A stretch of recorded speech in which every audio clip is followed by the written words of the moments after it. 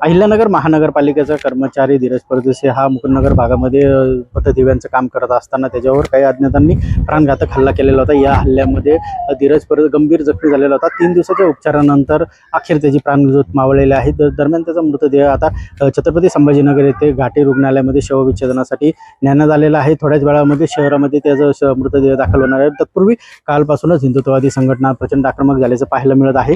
कुठेतरी शहर बंद असल्याचं आपल्याला पाहायला मिळत आहे। शहर बंदचं आव्हान हिंदुत्ववादी संघटनांकडून करण्यात आलेलं होतं।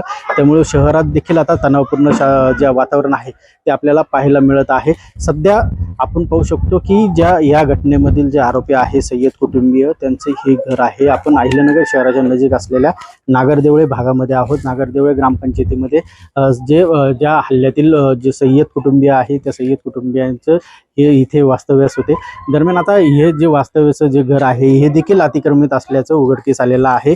7 तारखेला जो अर्ज ग्रामपंचायतीला आला होता त्यानुसार चौकशी आणि माहिती केल्यानंतर काल जे आहे ग्रामपंचायतीने या घरावर नोटीस लावलेली आहे। हे घर अतिक्रमित असल्याची नोटीस ग्रामपंचायतीने लावल्यानंतर आता या घरातून जे आहे मोठी नोटीस लावल्यानंतर आता याच्यावर कायदेशीर कारवाई होणार का हे पाहणं महत्त्वाचं ठरणार आहे। दरम्यान आता या अतिक्रमणाबाबत जे आहे कुठेतरी सय्यद कुटुंबियांकडून देखील मान्यता मिळालेली असल्याचं प्रशासकीय अधिकाऱ्यांनी त्यांच्या प्रतिक्रियेमध्ये सांगितलेलं आहे। त्यामुळे कुठेतरी आता जे अतिक्रमण झालेलं आहे त्या अतिक्रमणावर कालच जे आहे हिंदुत्ववादी संघटनांकडून जे आरोपी आहेत त्यांच्या घरावर बुलडोजर चालवा अशी मागणी केली जात होती। त्यामुळे आता सय्यद कुटुंबियांच्या या घरावर प्रशासनाकडून बुलडोजर चालणार का हे पाहणं महत्त्वाचं ठरणार आहे। गिरीश रासकर, नवराष्ट्र, अहिल्यानगर। ग्रामपंचायतीकडं मुळात ग्रामस्थांचा अर्ज 7/8/2026 प्राप्त होता आणि त्या अर्जावर मुळात आपल्या ग्रामपंचायतीचे मालकीचं जे ओपन स्पेसचा ग्रामपंचायत मिळकत क्रमांक 2517 आणि गट क्रमांक उपविभाग क्रमांक 244/3/1 ओपन स्पेस या ओपन स्पेसला लागून या कुटुंबांच्या हे जे काय तथाकथित काय असतील आरोपी तर यांच्या कुटुंबाचा रहिवास त्या ठिकाणी आहे आणि त्या ठिकाणी त्या ओपन स्पेसमध्ये त्यांनी अतिक्रमण केल्याचं ग्रामस्थांची तक्रार आणि त्यानंतर जी स्थानिक चौकशी शहानिशा केली असता त्यातली वस्तुस्थिती पाहून महाराष्ट्र ग्रामपंचायत अधिनियम 1959च्या कलम 53 अंतर्गत त्यांना त्या ठिकाणी काल संध्याकाळी काल रात्री 10:30च्या सुमारास पोलीस संरक्षणात त्या ठिकाणी नोटीस बजावण्यात आलेली आहे। ती त्या ठिकाणी अनुपस्थितीमुळे त्यांच्या राहत्या घरी ती डकावण्यात आलेली आहे।